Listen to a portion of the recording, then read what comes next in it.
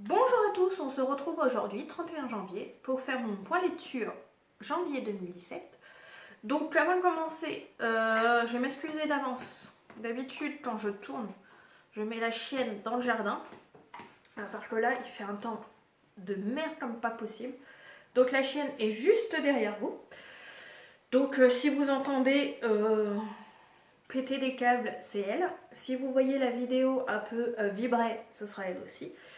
Donc je m'excuse d'avance, mais bon, à choisir entre une chaîne complètement trempée qui va me faire des traces pas possibles dans l'entrée, je préfère qu'elle fasse un peu de bruit. Donc voilà, et avant de commencer aussi mon point lecture, je voulais vous parler d'une BD que mon père a donnée à mon chéri, qu'on avait mis aux toilettes, donc je l'ai lu quand même si je suis pas très fan des BD. Donc c'est un hors-série qu'il avait dans son programme télé 7 jours. C'est la BD Scène de ménage, comme ceci. Donc, ce qui m'a dérangé particulièrement, c'est les visages des personnages. Alors, je sais qu'on ne peut pas non plus que ça soit pile poil vraiment très ressemblant, mais bon, il y a des limites. Quand je regarde Emma et Fabien, excusez-moi, mais là, que ce soit les deux, franchement, moi, il me fait penser à un autre acteur. Alors, je ne sais plus du tout, mais il me fait penser à un autre acteur ou comique, je ne sais plus. Et Emma, on peut pas dire qu'elle lui se ressemble fortement. Et il y a un autre point qui m'a gêné aussi, c'est contrairement à la série, on voit le bébé de Emma et Fabien, Chloé. Donc, à part que je sais pas ce qu'ils ont foutu, pour rester un peu poli, mais ils ont pas vérifié, quoi, c'est pas possible. Parce qu'un coup, on voit Chloé rousse comme sa mère, mais bien rousse, hein. Rouge chez roux, parce que moi à côté, non, je suis pas encore rousse. Et on voit sur une autre planche, encore Chloé, à part qu'elle est brune comme son père. Alors je veux bien que d'un album à un autre, on n'ait pas fait gaffe, qu'on n'ait pas vérifié. Mais là, sur le même album, ne pas vérifier, c'est un petit peu con quand même. Donc voilà, mon petit coup de gueule pour la BD. Sinon, j'ai lu 9 pages, bien sûr, Nina. J'ai lu 9 livres ce mois-ci. Donc j'avais fini la dernière lettre de son amant de Jojo Moyes. Je l'avais lu quasiment complètement au mois de décembre, mais je l'avais un tout petit peu fini au mois de janvier. Je ne l'ai pas compté dans mon décompte, la BD non plus. Sinon, j'ai lu 3284 pages. Sur les 9 livres, je vous en ai déjà parlé d'un, c'est Cro-Blanc, je vous en avais parlé dans la vidéo précédente pour le challenge Go Winter. Et j'ai aussi essayé de remplir mes envies pour 2017, c'est-à-dire avancer mes sagas, lire et relire des classiques, lire la duologie animale, lire la duologie Nos âmes jumelles, lire des contes, et tenir quand même le nombre de pages que je vais lire cette année. Donc avancer mes sagas, j'ai quand même bien avancé parce que j'ai commencé à cause ou grâce au challenge, au fil des saisons et des pages. Je devais lire un livre qui se passe dans une petite ville. Donc j'ai commencé la saga Virgin River. Mais comme je devais avancer quand même mes sagas, au lieu d'en lire 15 ce mois-ci, j'en ai lu 3. Lire des classiques, non, j'en ai pas fait ce mois-ci. La duologie animale, j'ai lu le premier tome. Je vais vous en parler tout de suite parce que c'est ma première lecture de janvier. Les contes non plus. Et donc les objectifs, le nombre de pages que je lis cette année. Comme je vous l'ai dit, j'en ai lu 3284. Donc on va commencer par le premier tome d'Animal, La malédiction de Boucle d'Or, écrit par Victor Ditzen. Donc on va suivre Blonde, qui a 17 ans. On est en 1832, pas 1932, 1832.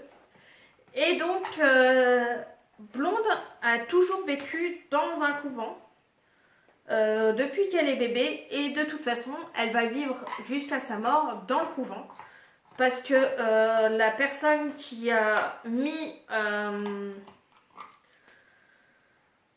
blonde dans un couvent a payé le couvent pour qu'elle reste toute sa vie et qu'elle n'y sorte surtout pas. Donc les bonnes sœurs obligent Blonde à cacher ses beaux cheveux blonds, l'obligent aussi à mettre des lunettes bleues. On ne sait pas, au départ, on ne sait pas pourquoi. Et donc Blonde va décider de tout claquer.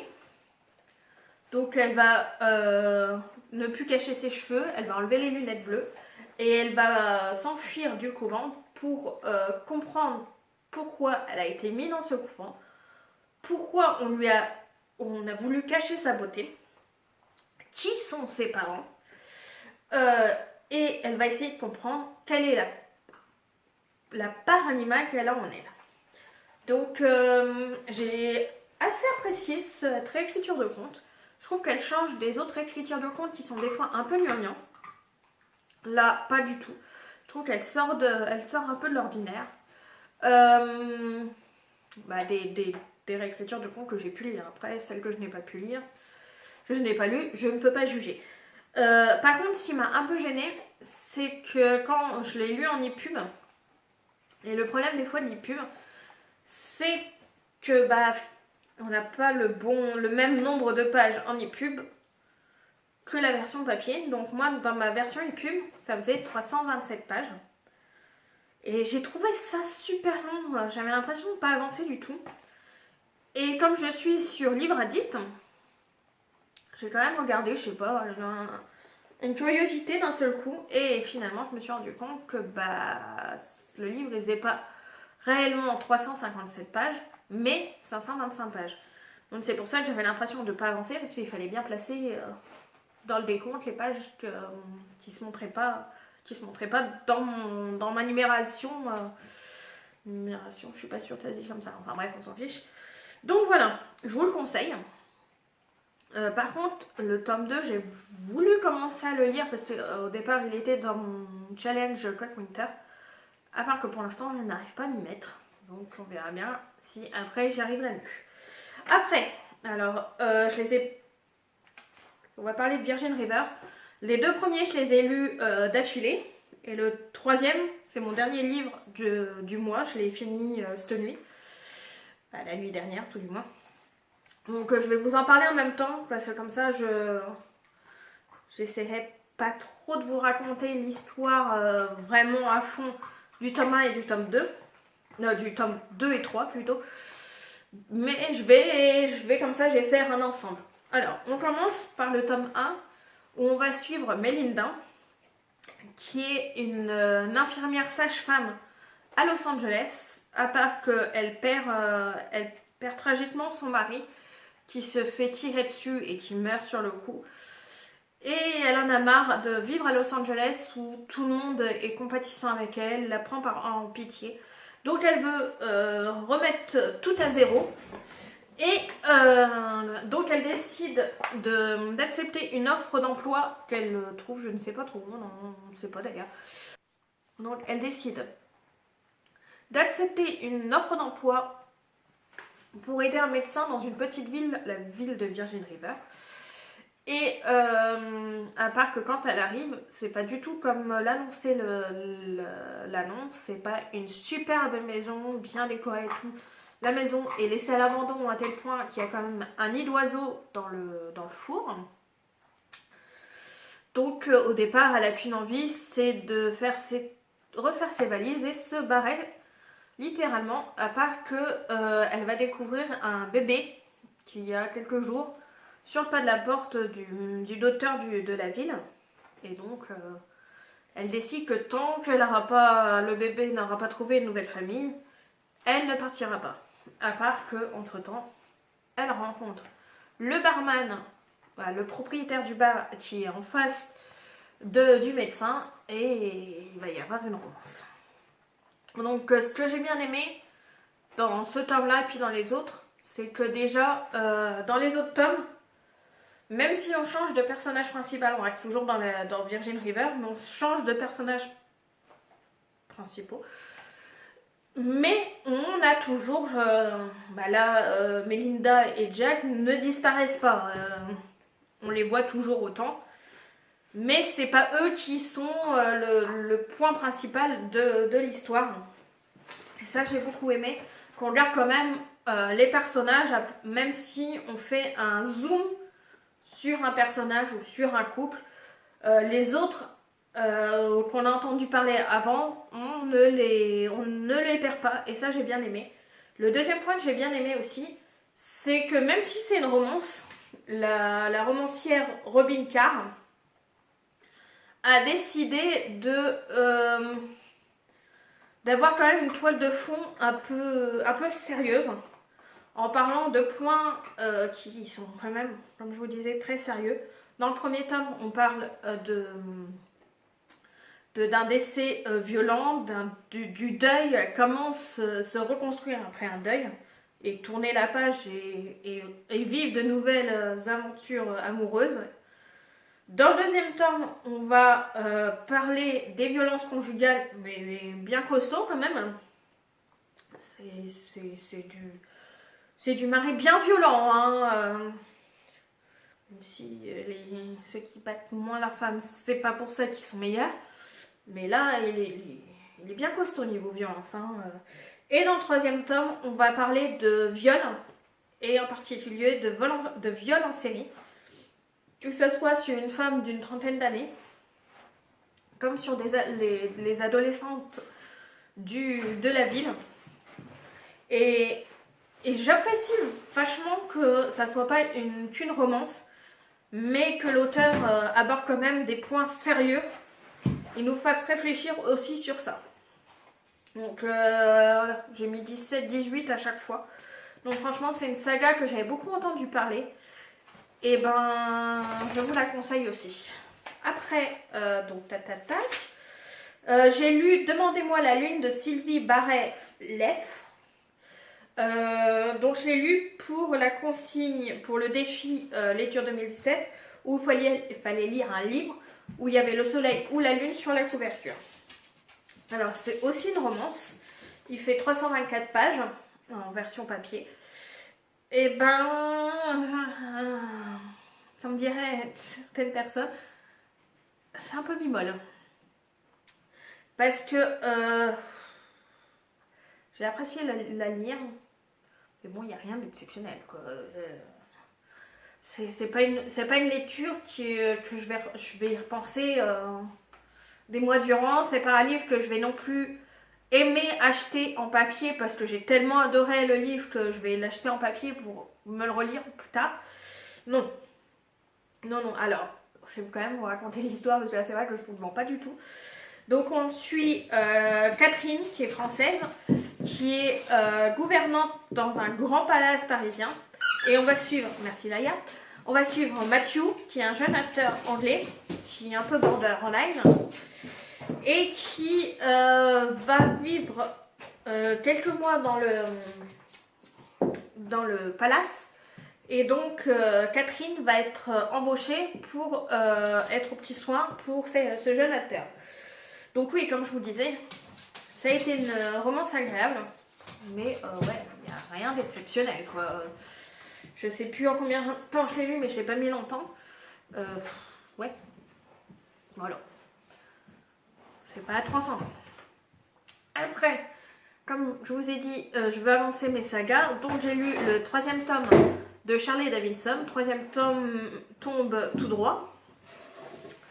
Donc on suit toujours Charlie qui est détective privé paranormal. Elle voit les morts parce qu'elle est le portail vers le paradis.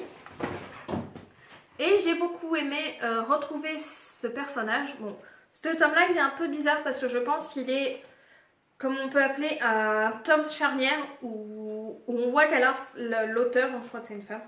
Oui, c'est l'auteur va installer quand même des nouveaux personnages. Ça, c'est agréable. Mais elle annonce des trucs où on sait que ça soit dans le tome 4 ou peut-être dans les tomes encore suivants. Il va y avoir beaucoup d'aventures. Mais c'est vrai que ouais, c'est un tome charnière. Mais même si c'est un tome charnière, j'ai beaucoup aimé parce que ah merde, je n'ai pas mis de notes. C'est tout ce que j'ai à dire. Mais franchement, j'ai eu encore un grand plaisir à resuivre Charlie, sa meilleure amie et je travaille avec elle, Cookie. Franchement, ça a été encore très très agréable de les retrouver, de retrouver cette folie de Charlie Davidson, où même si on est dans un beatlit un peu surnaturel, on a quand même Charlie qui a un caractère de feu et tout. Donc franchement, ça a été très très agréable de la retrouver. Je ne sais pas quand je continuerai la saga, quand j'en aurai envie. Mais je sais que j'aurai plaisir à retrouver cette saga. Après, petite déception du mois, qui au départ me gêne un peu parce qu'en fait, ça a été un coup de cœur pour beaucoup de personnes. Mais moi, ça n'a pas matché du tout. Limite, je ne comprends pas comment ça a pu être un coup de cœur pour beaucoup. C'est Eleanor et Park. Donc, on est aux États-Unis en 1984. Donc, on va suivre Eleanor qui est une nouvelle lycéenne. Une lycéenne dans un nouveau. Une fille. Une nouvelle dans un lycée. Une fille dans un nouveau lycée.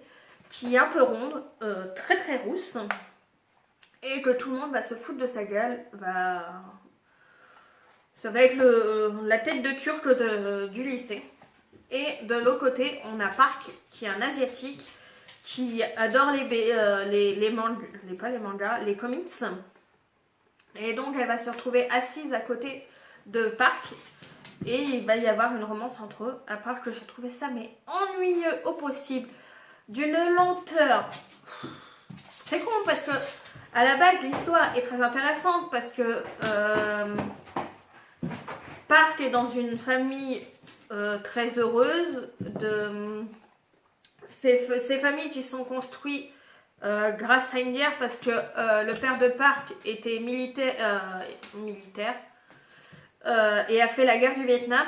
Et dans ses bagages, il a rapporté une Vietnamienne qui est devenue sa femme. Et de l'autre, on a Eleanor qui vit dans une famille pauvre au possible avec un beau-père qui est violent, autoritaire et tout le tintouin, qui à la limite aimerait bien qu'Eleanor, qui est en terminale ou au lycée, je ne sais plus si c'est en terminale, mais elle est au lycée en tout cas, aimerait bien mettre dans son lit sa belle-fille. Donc les idées étaient bonnes, franchement, mais ouais, ça n'a pas passé du tout. Donc dommage pour moi, tant mieux pour ceux qui ont eu un coup de cœur, mais moi non du tout. Après j'ai lu, alors par contre là c'est l'inverse, il y a beaucoup de personnes qui n'ont pas aimé, et moi j'ai beaucoup aimé, parce qu'en fait c'est un livre que j'avais lu, que j'avais découvert déjà sur la plateforme Wattpad, où en fait c'est des personnes qui écrivent et qui publient au fur et à mesure leur écrit. Et il y en a qui sont publiés. Donc il y avait l'auteur Anne Todd, celle qui a écrit After, qui avait fait déjà ça. Et là, c'est Camille Pujol, j'espère que je le prononce bien. C'est une jeune fille de 16 ans qui justement a écrit et qui a publié sur Wattpad. Donc j'avais déjà beaucoup aimé son livre en version Wattpad. À chaque fois j'avais hâte que les nouveaux chapitres apparaissent. Et quand j'ai découvert que je crois que c'est le 12 janvier qu'il est sorti, quand j'ai vu que Blue sortait en livre, je l'ai même commandé avant qu'il sorte. Bon, j'ai eu un peu une mésaventure parce que le premier livre que j'ai eu, il y avait des bandes bleues plastifiées sur certaines pages au fond. Alors en fait, j'allais le commencer et juste là sur la tranche, je vois du bleu. Je fais ouais d'accord, c'est bleu, mais bon, faut pas pousser non plus. Puis c'était pas partout. Un jour, je commence à feuilleter. Ouais, j'avais des bandes bleues, comme ça, d'une bonne largeur comme ça, plastifiées. Donc la plupart du temps, c'était pas gênant parce que finalement, on arrivait à lire ce qu'il y avait en dessous. Mais j'avais une page ou deux où c'était même illisible ce qu'il y avait en dessous. Je pense que j'aurais pas eu ce problème que c'était pas lisible par endroit. Je l'aurais gardé. Je l'ai ramené donc à la Fnac. Alors déjà, je pense que j'ai mis sur le cul beaucoup de personnes, beaucoup de vendeurs parce qu'ils n'avaient jamais vu ça. Mais finalement, je l'ai de nouveau en bon état. Donc c'est Blue de Camille Pujol. Et franchement, alors beaucoup de personnes n'ont pas aimé. Mais moi, alors contrairement là à Léonore et Park, où je pense que c'est quand même une auteure un peu confirmée, là c'est quand même son premier roman, et puis il a que 16 ans, quoi. Franchement, même moi, qui quand même une trentaine d'années, j'aimerais bien écrire comme elle peut écrire. Et donc je l'ai acheté pour deux raisons. Alors déjà parce que j'ai beaucoup aimé l'histoire sur Wattpad. Et j'étais quand même curieuse de voir le changement, la réécriture qu'elle a pu faire entre sa version Wattpad et sa version papier. Et bah, ça a été une belle surprise parce que franchement, elle a vachement retravaillé sur sa version Wattpad. Et franchement, bah, j'ai beaucoup aimé. Donc on suit Blue, qui a 17 ans, qui arrive dans un nouveau lycée. Elle pense passer inaperçue, mais bon, avec les cheveux bien bleus, c'est un peu difficile quand même. Donc elle a un énorme secret. C'est difficile pour elle de se confier parce que justement, elle n'a pas le droit. À part que son ex-copain violent réapparaît dans le tableau. Et que Nathan, qui est un garçon de sa classe, qui a une réputation pas très clean, mais qui a décidé de vouloir découvrir ce que Blue cache. Donc c'est un tout petit livre parce qu'il fait 212 pages, je crois. Oui, c'est ça. Et puis c'est écrit en bien gros quand même. Contrairement à, si je le retrouve,